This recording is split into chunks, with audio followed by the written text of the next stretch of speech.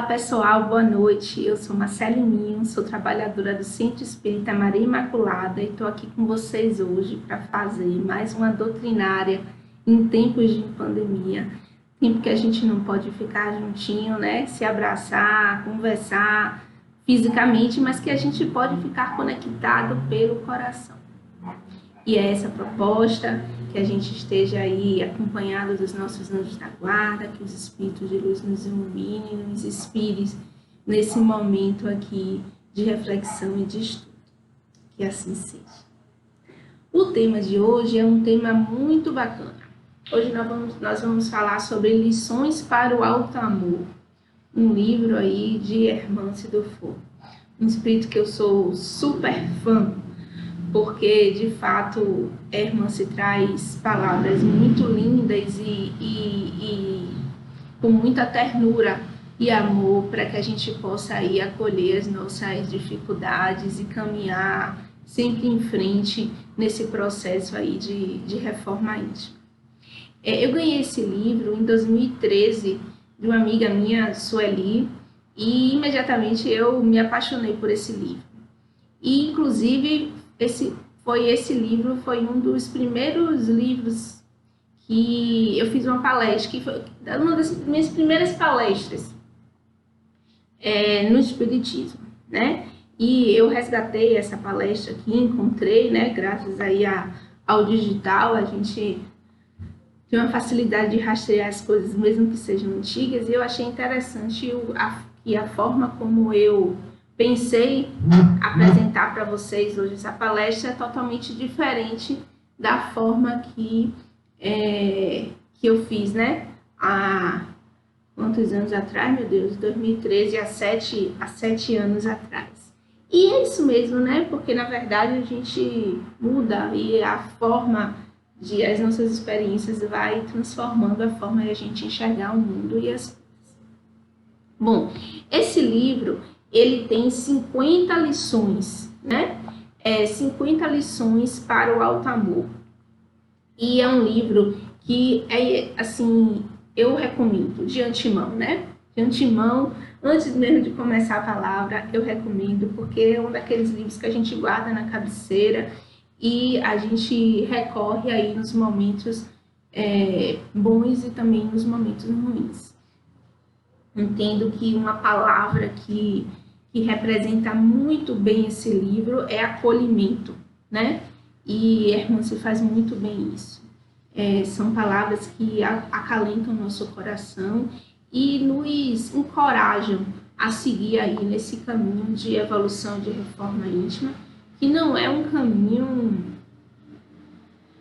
fácil, né? Mas não precisa ser um caminho de sofrimento e doloroso. A gente pode passar por ele com dificuldade que a gente vai ter, mas de uma forma positiva. E é essa a proposta que ela traz aqui, certo? Então, antes de a gente começar e propriamente entrar no tema do livro, nas palavras do livro, né? Nas lições, dizendo melhor, é importante que a gente faça um alinhamento aí do que é que a gente está chamando de alto amor. Alto amor, será que o que a gente está chamando aqui de alto amor é aquele dia de salão de beleza que a gente se dá? Ou aquela massagem lá de 4 horas que a gente se dá de presente? Ou mesmo aquele presente que a gente queria tanto, uma roupa, ou um sapato, ou uma bolsa, e a gente quer tanto isso, deseja, e a gente vai no shopping e se dá isso de presente?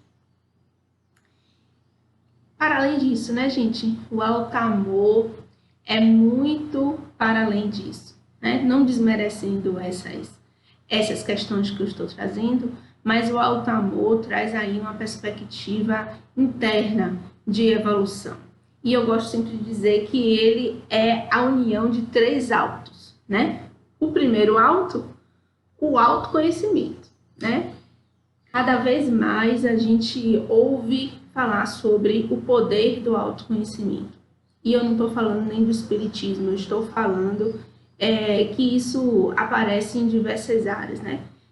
Semana passada mesmo estava conversando com uma colega de trabalho, ela dizendo que está fazendo parte está fazendo um curso sobre liderança, e o quanto essa questão do autoconhecimento é recomendado como um caminho para que o primeiro passo aí para esse processo de evolução, né? Na verdade, de se conhecer para que possa, de fato, doar para as pessoas e prover as pessoas do que elas precisam.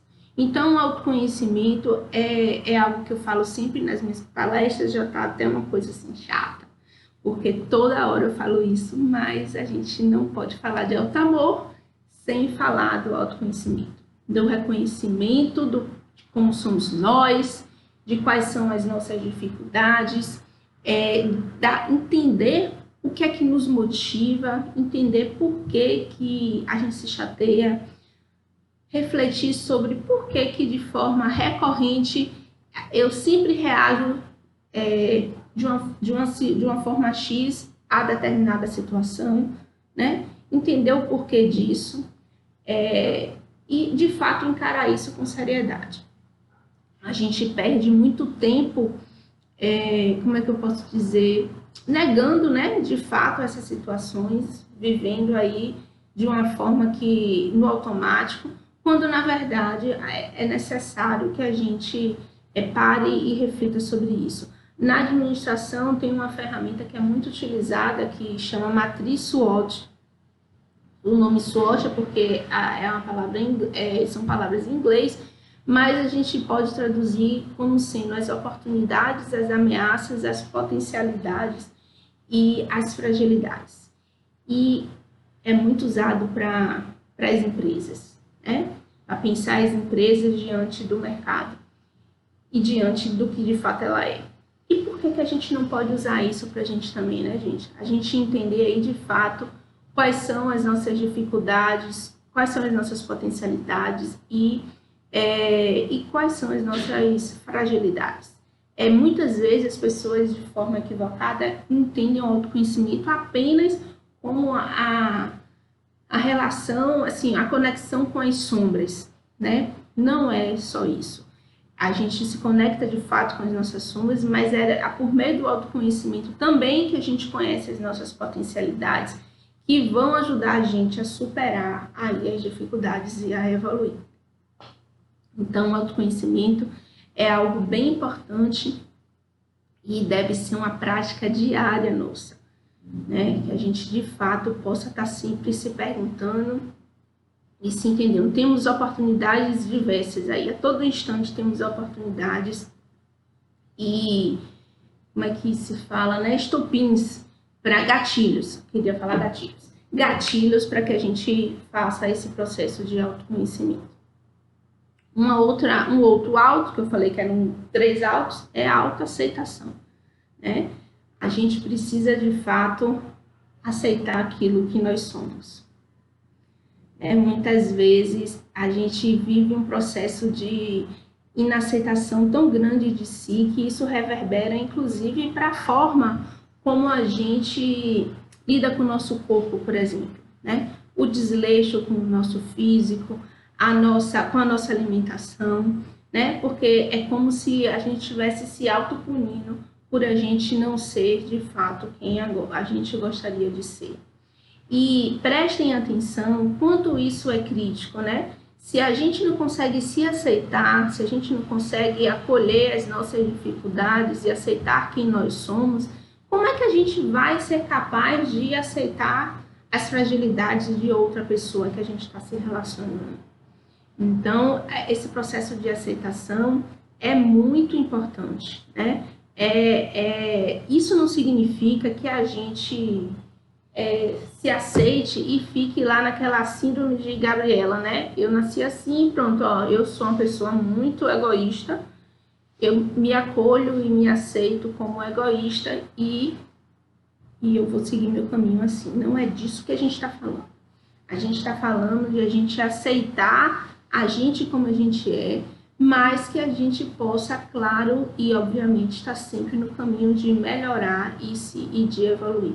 Mas se a gente não reconhece, né? Percebam a tríade aí dos altos. A gente se conhece, a gente se aceita e o último alto aí, para completar o alto amor, a gente se perdoa, né? É o auto perdão. É importante que a gente, de fato, consiga ultrapassar. E muitas vezes a gente fica no processo de vitimização de nós mesmos, né?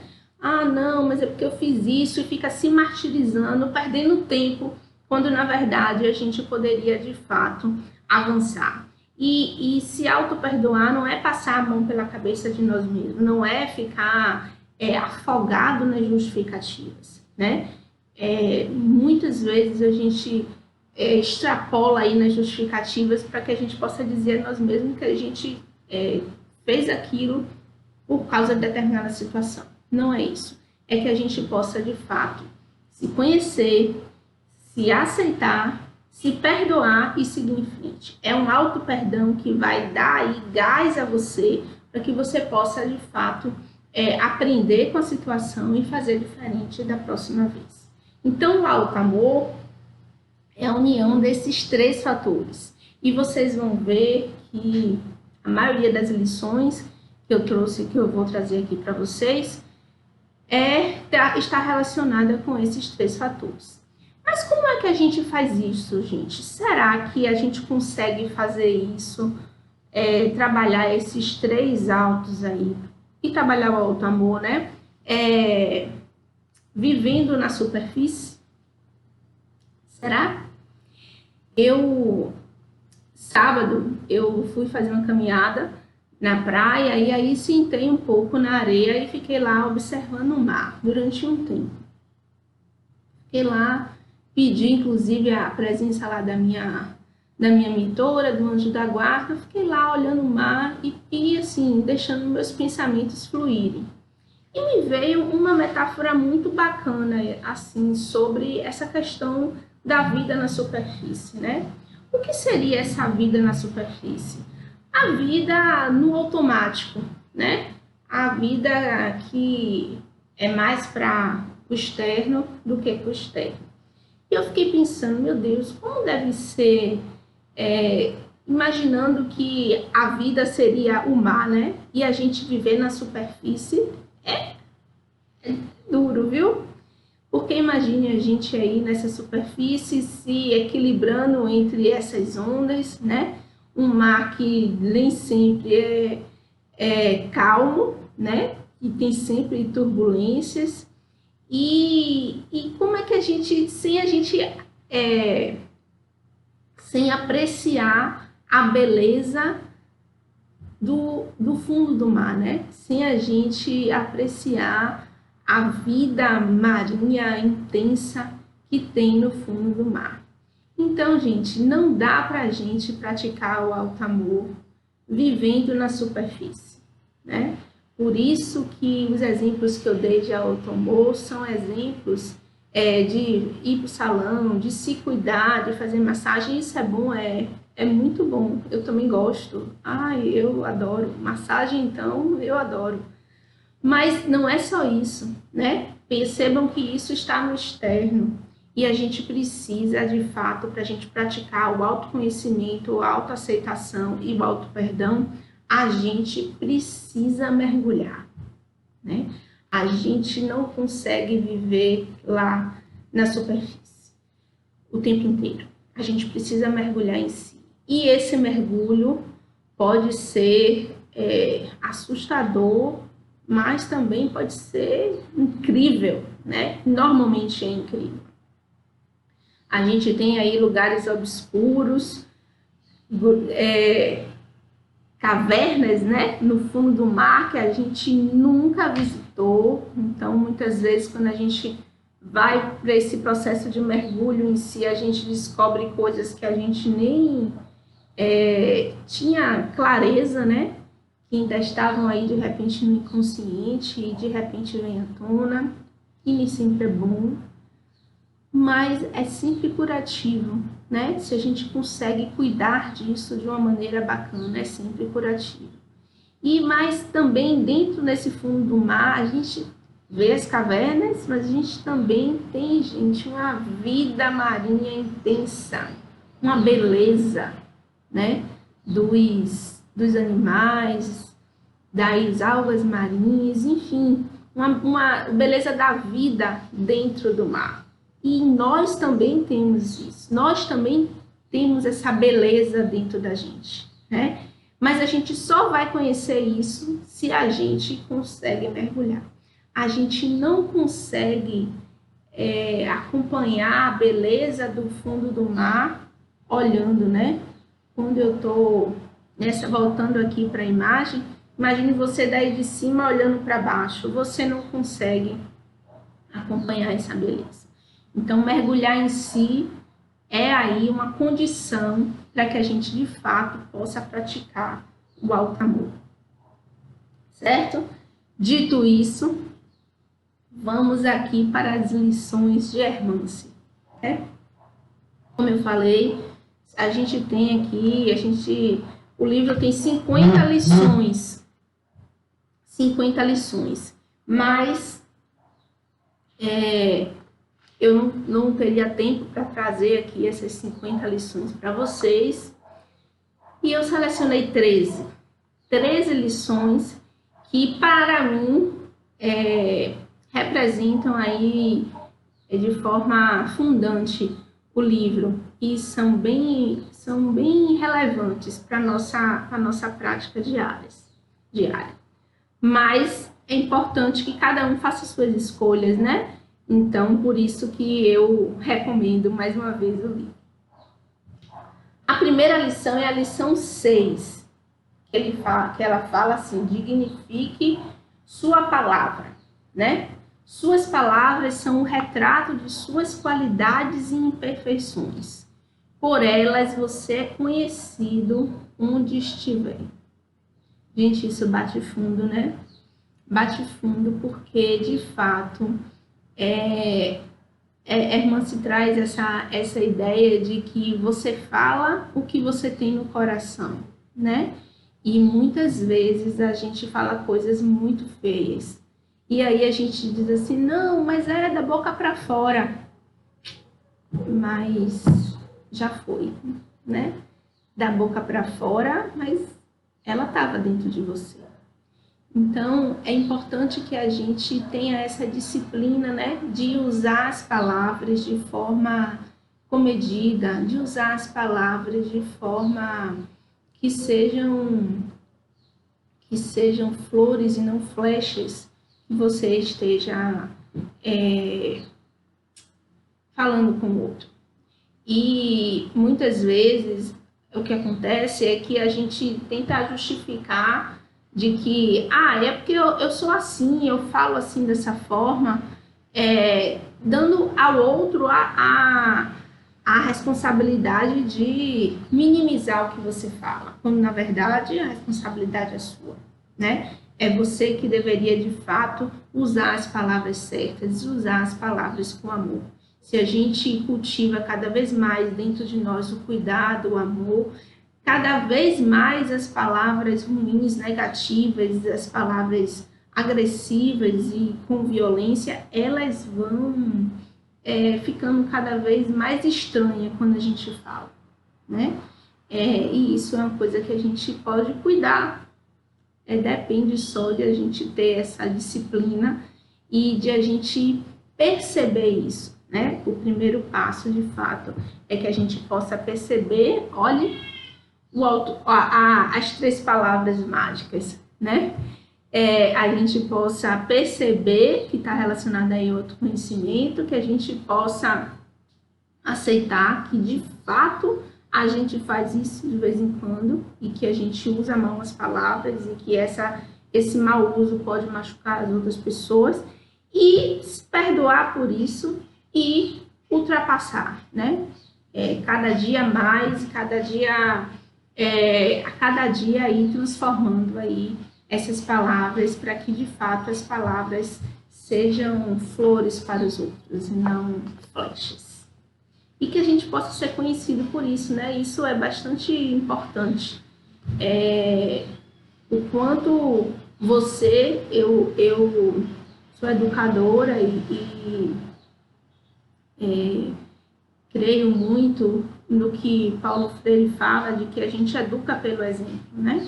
O uso comedido das palavras vai reverberando para outras pessoas e as pessoas vão cada vez mais observando, sentindo o benefício de ser tratado com cuidado, e isso vai reverberando para que ela vá se transformando também e fazendo isso com outras pessoas.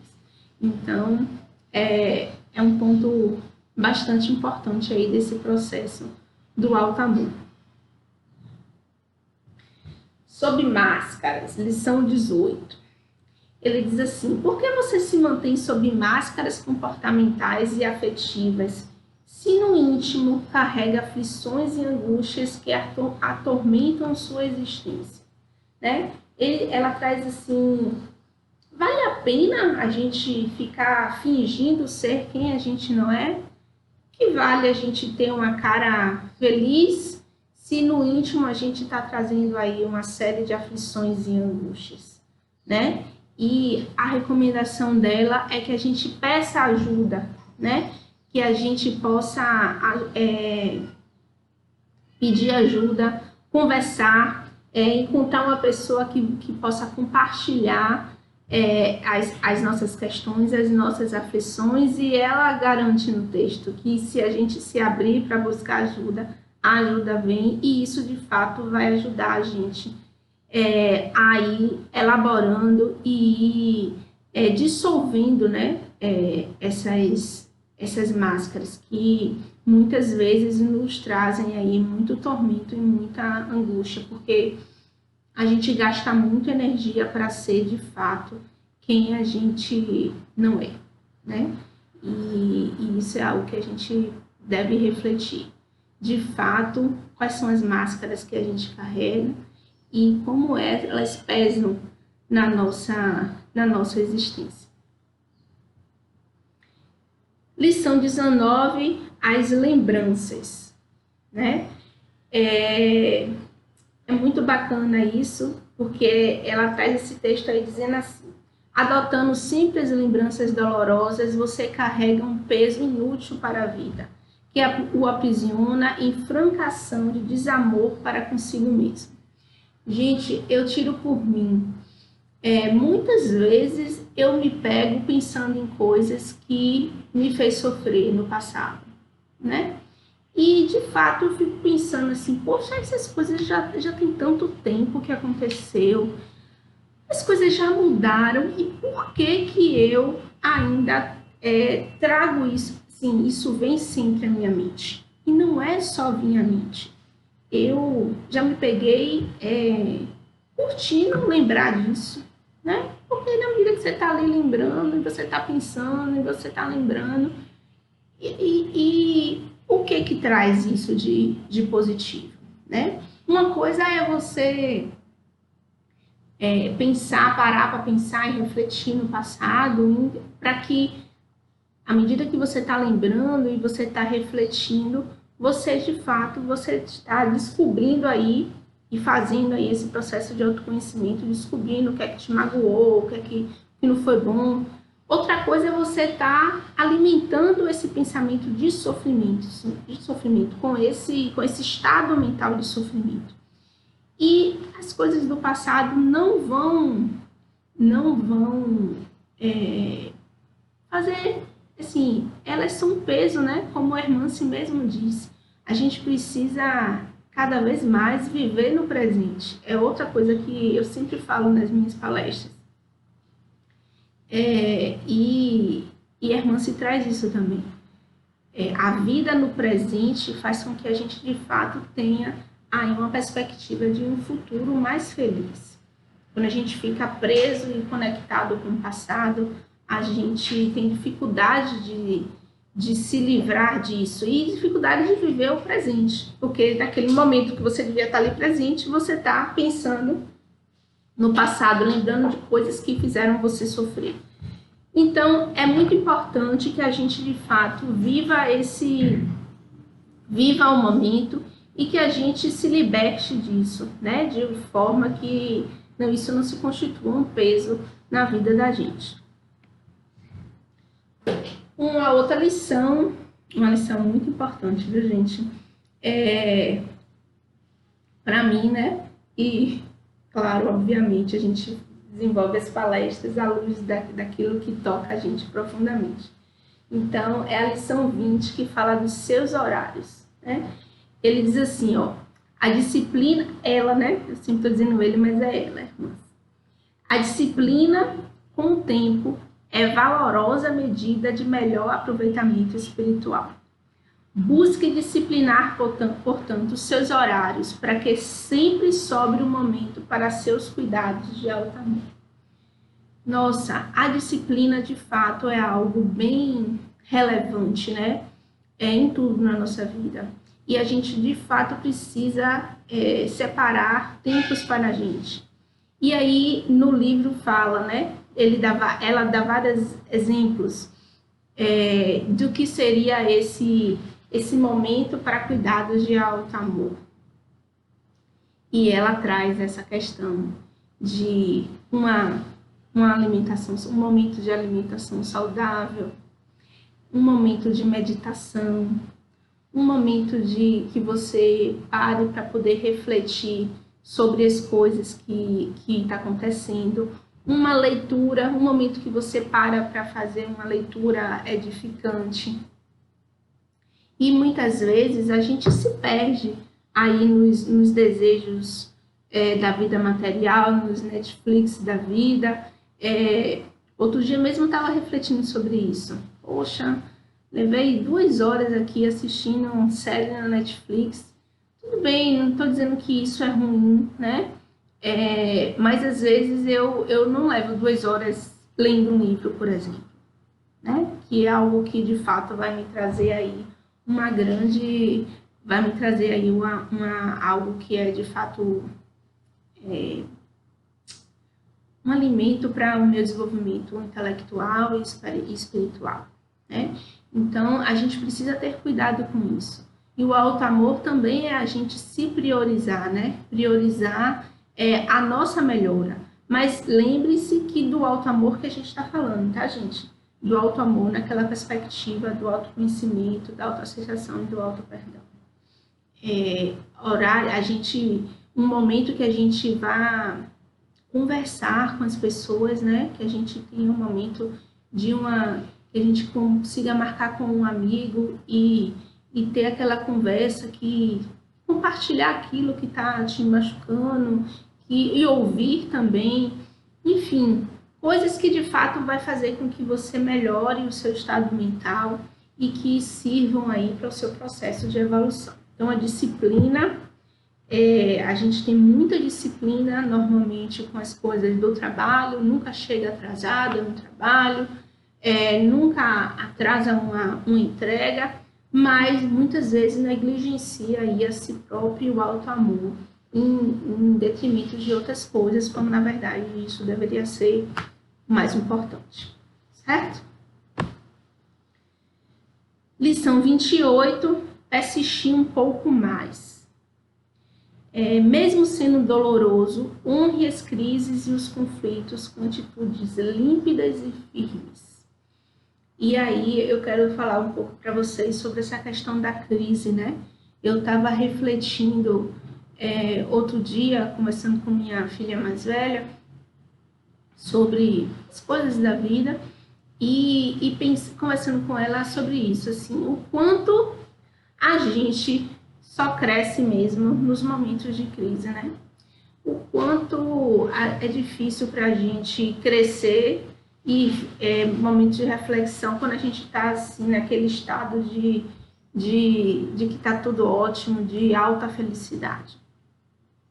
Mas ainda assim, sabendo que a gente cresce nos momentos de crise, a gente nega as crises e muitas vezes a gente maldiz a crise, né? Acha que a crise é algo que vê a crise como algo negativo. E, gente, eu estou falando de crise de uma forma bastante ampla. Crise profissional, crise no relacionamento, crise de uma maneira geral. E as crises estão aí para, na verdade, dar para a gente oportunidades, né? Hermance traz isso também, de que a crise é de fato aquele momento onde você vai de fato refletir e entender os seus incômodos, porque é difícil você pensar o que é que você pode melhorar se você está ali naquela zona totalmente confortável. Mas quando tem um incômodo, pense no exemplo que eu vou dar. Você está fazendo uma caminhada e está caminhando lá, está tudo bem, o tênis está confortável, não tem nada te incomodando, mas aí de repente entra uma pedra no seu tênis e você está caminhando com aquela pedra, Tudo isso vai trazer para você, pode deixar você irritado, vai fazer com que você pare, né? Você pare para poder você tirar aquela pedra do seu sapato. Na hora que você for tirar a pedra, você pode ver que você feriu o seu pé e aí você vai precisar cuidar disso. Assim o nosso processo de crescimento. Então as crises estão aí para nos, assim, para nos dar oportunidades para crescer. Eu tenho uma outra amiga, Daiane, que ela já ficava super irritada quando ela vinha falar comigo e eu respondia a ela. Ela já vinha me contar uma situação e ela já botava depois assim, eu já sei, é uma oportunidade. Porque de fato sempre é uma oportunidade. E aí a lição de Hermance é que a gente deva persistir um pouco mais, né? Para que a gente siga aí o nosso caminho com atitudes firmes e límpidas. Ou seja, sem subterfúgios, né? E com a firmeza de quem sabe quem é, de quem se aceita, de quem se perdoa e que tem o seu propósito de se amar e de evoluir. A lição 34 é o perfeccionismo, né? O perfeccionismo, ela traz aí, o perfeccionismo é uma doença da alma que quer ser quem não foi preparada para ser, ou quer ser quem os outros querem que ela seja, né?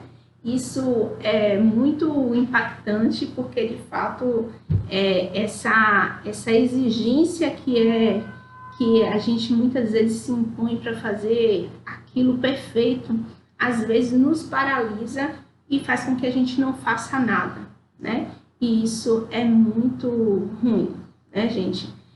De fato, muitas vezes essas exigências não são nem impostas por nós, são impostas por outras pessoas e a gente incorpora elas e entende que precisa seguir aí nesse caminho, que não é um bom caminho, que tem a ver também muito com a questão do orgulho, né? De você estar sempre certo, de você fazer as coisas perfeitas, quando na verdade a vida não é assim. A gente precisa, de fato, entender, né, quais são os nossos limites e caminhar aí para ultrapassá-los, mas sem essa neurose e sem essa amarra aí do perfeccionismo. A outra lição, a lição 36, a paz na alma, Hermance vai dizer: a pequena e singela regra que você não deve esquecer na busca de progresso em sua vida pessoal. A vida só melhora na medida em que você melhora a si mesmo perante a vida. Nossa, gente, isso é muito lindo. Isso é muito verdadeiro, né?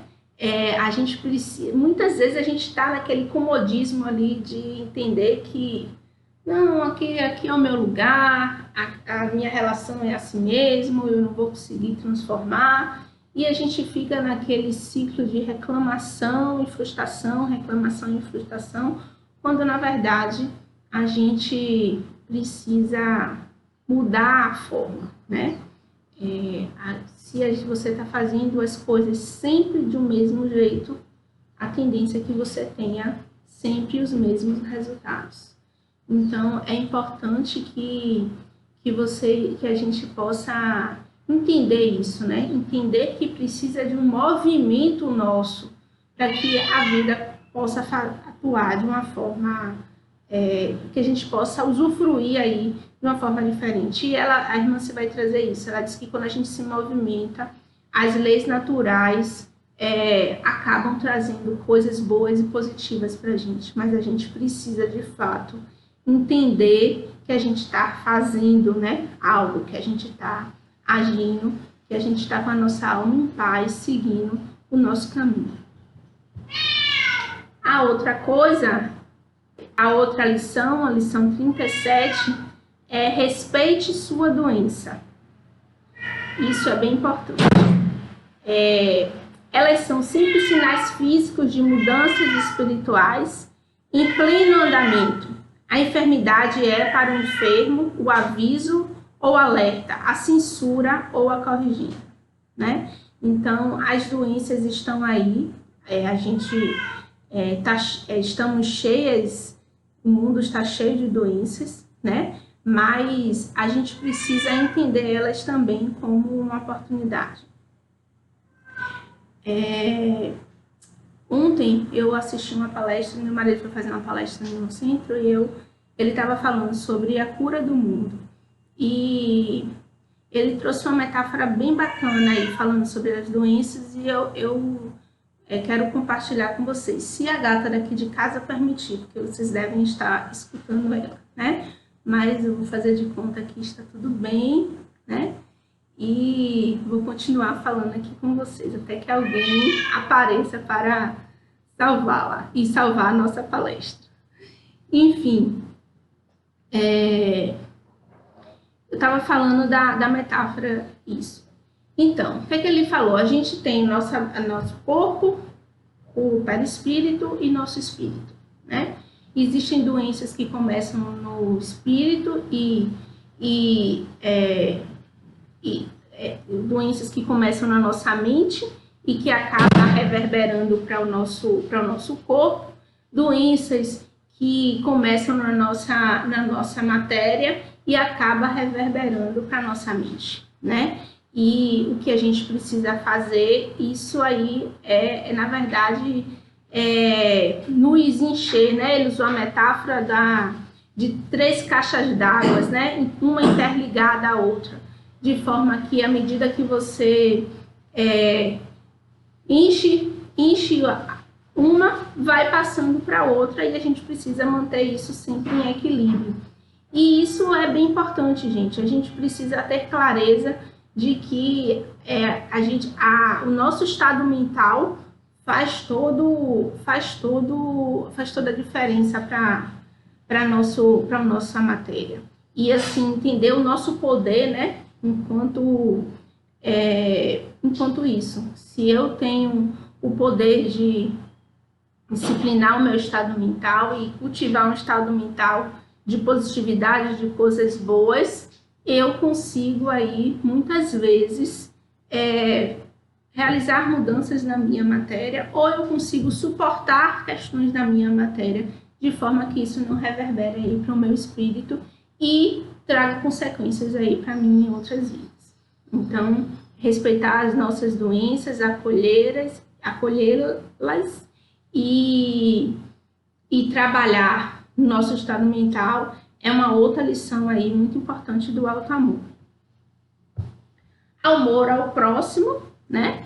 Hermann traz que somente aprendendo a estar bem consigo mesmo você conseguirá ser luminosa oferenda para aqueles que permeiam seu caminho de aprendizado. É aquilo que a gente já falou. Como é que a gente vai acolher o outro? Como é que a gente vai estar inteira dentro de uma amizade se a gente não é capaz de acolher as nossas próprias faltas, né? E as nossas próprias dores, né? Como é difícil isso? Então é importante que a gente tenha essa clareza de quem somos, para que a gente possa doar o amor que a gente tem para a gente e para o outro, né? E que Jesus falou isso, amar o outro como a si mesmo. Então a gente precisa estar bem com nós mesmos para que a gente possa ter esse amor para doar. E aí, lição 39, o segredo da felicidade. A felicidade é a construção individual. Não se esqueça jamais de que ela começa e acaba em você mesmo, né? É aquela velha coisa que a gente já fala também bastante, que felicidade só depende de você. E apesar disso ser bastante lugar comum já, a gente sempre fala nisso, é muito importante que a gente sempre se lembre, porque frequentemente a gente delega a outras pessoas a nossa felicidade, né? Condiciona a nossa felicidade ou a outras pessoas ou mesmo a coisas, né? Materiais, e de fato esse não é o caminho. Estados emocionais é a lição 45. A irmã se vai dizer que a sensação de fracasso, a indecisão, a decepção e a raiva são manifestações da vida interior que guardam em cada circunstância mensagens profundas e variadas em favor de seu futuro, né? Então, essa necessidade de a gente ter essa disciplina mental e que, de fato, a gente acolher aí essas sensações, mas sempre no sentido de transformá-las em aprendizados, em transformá-las em evolução, como aí bem diz, em favor do futuro. É importante que a gente tenha essa clareza, né? Muitas vezes, quando a gente está passando por uma dificuldade, a gente fica numa sensação de desespero tão grande que nos impede de ver essas realidades. A outra lição 47, arrependimento e remorso, né? Ela traz essa diferença. O remorso aprisiona, o arrependimento motiva, o remorso subtrai a inteligência, o arrependimento ilumina as alternativas de reconstrução. Então, é importante que a gente possa entrar em contato, né, com as coisas que a gente fez e que a gente não gostou, que a gente, de fato, possa ter aí essa clareza de que a gente pode reconstruir, de que a gente pode se melhorar a partir do que aconteceu. E daí tirar a motivação e o estímulo para seguir em frente no nosso caminho. E não ficar aprisionado aí, se lamentando das coisas que fez e que não devia ter feito. Lembre-se do outro tríade lá do alto amor, o alto para que de fato a gente possa ultrapassar. A lição 48, o sorriso mental, né? Eu gostei muito desse nome, sorriso mental, e ela vai dizer que o sorriso é um movimento mental de abertura para a vida e a mensagem altaneira de aceitação, promovendo a energia do amor em torno de seus passos.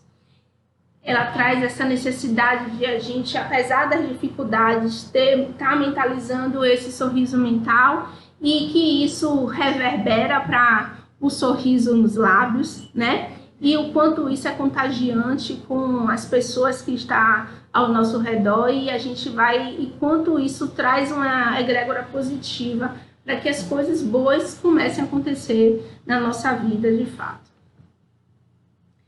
E, gente, encerradas as lições, eu queria trazer aqui rapidamente uma reflexão, né? Então, assim, eu entendo que eu não falei nada de novidade aqui para vocês. Tudo que eu falei aqui são coisas que eu já sabia e que vocês também já vêm ouvindo aí nos ambientes que participam, nas suas leituras, nas suas próprias experiências. Não tem nada de novo. O que de fato nos impede de avançar, né? O que nos impede de praticar o alto amor? E eu fiquei refletindo muito sobre isso, assim, né? Em relação a mim. O que demais, o que é que me impede? Como é que eu posso trazer isso para o pessoal lá da doutrinária? E cheguei a 2 pontos, a 2 inimigos que eu acho que eu entendo que nos atrapalham.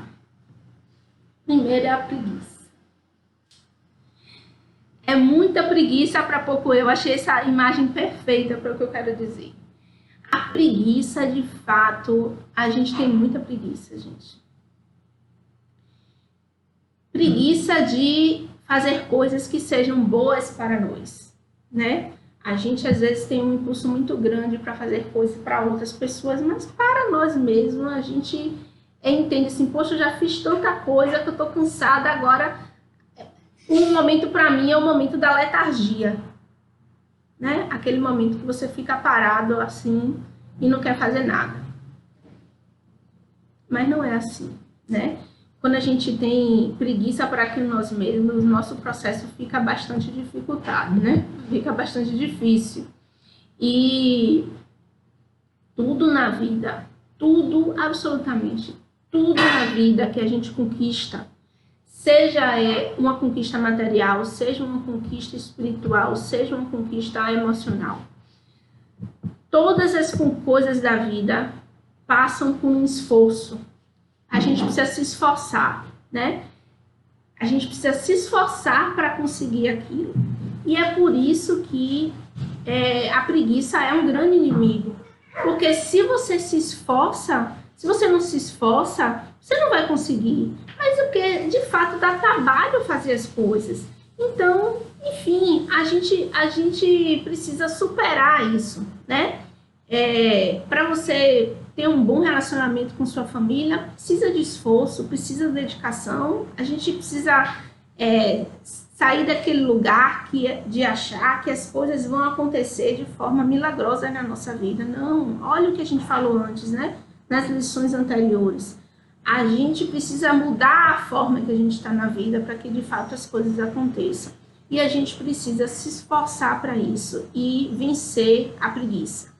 Vencer a preguiça para que o nosso eu se fortaleça e a gente consiga, de fato, conquistar as coisas. E o outro inimigo grande é a zona de conforto, né? É aquele lugar que a gente fica, que a gente acha que está tudo bem. No fundo, pode ser que não esteja, porque a gente tem aí as dificuldades. A gente pode estar bem num aspecto, mas em outro aspecto a gente pode estar com dificuldade, mas a gente bota na balança e acha que está tudo bem e vai levando a vida de forma automática na zona de conforto, achando que estamos satisfeitos, mas na verdade a gente está aí paralisados e nos impedindo de avançar. Então, vamos refletir quais são as nossas zonas de conforto e quais são os esforços que a gente precisa fazer de fato para vencer essa inércia e realizar as coisas que a gente já sabe, né? Que eu não falei aqui nenhuma novidade. Então, finalizando aí, trazendo que o alto amor é, de fato, um instrumento de equilíbrio íntimo, uma proposta de crescimento e evolução. Praticando o alto amor, você consegue vencer seus vícios, né? Você consegue desenvolver intelectualmente o seu espírito, você consegue ter uma vida mais prazerosa, né? Uma vida mais focada em si, em termos de satisfazer de fato ao que você precisa. Você tem um plano, né? Eu queria dizer assim, uma rota segura de um caminho de evolução. Então, a prática do alto amor é algo que ajuda muito a gente nesse processo de evolução, que é o que a gente veio fazer aqui na Terra. Certo? Então, assim, eu queria fechar, né, dizendo a vocês, assim, que jamais desistam. Esse, inclusive, é o prefácio do livro. O livro começa com essa frase aqui, né, de a gente jamais desistir. E Hermance traz uma receita de bolo, que às vezes a gente fica falando, né, poxa, e como é que faz isso? E ela traz uma receita de bolo perfeita aí, para que a gente possa seguir. Ela diz assim, que a gente precisa começar indagando de fato o que nos impede de avançar, né? Pensar o que é que está nos atrapalhando.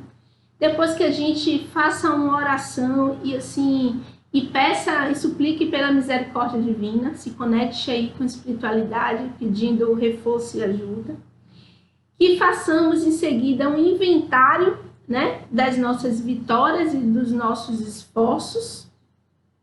Vejam. E que após esses passos retomemos o trabalho honesto e o tempo se encarregará do restante. Então, que a gente possa fazer isso sempre, gente. A cada dia, né? Tirar aí um tempinho para praticar o alto amor, que a gente possa buscar os reforços que a gente precisa, que a gente possa pedir ajuda à espiritualidade nesse processo, mas que de fato a gente consiga avançar, porque é o caminho aí para a nossa evolução. Muito obrigada por essa oportunidade, obrigada aí a vocês, e que a gente possa seguir firme aí nessa prática do alto amor, se ajudando uns aos outros sempre. Um beijo.